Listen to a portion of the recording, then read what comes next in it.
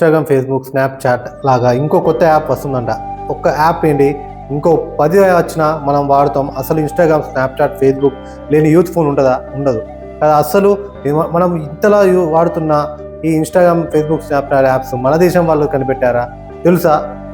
అవి మన దేశం యాప్స్ కాదు, అభివృద్ధి చెందిన దేశమైన అమెరికా దేశాన్ని వేరే దేశం వాళ్ళు తయారు చేసి మనల్ని, మన దేశాన్ని, ఎందరో జీవితాలని నాశనం చేస్తున్న ఈ యాప్స్ గురించి ప్రతి ఒక్క అబ్బాయి, అమ్మాయికి తెలుసు.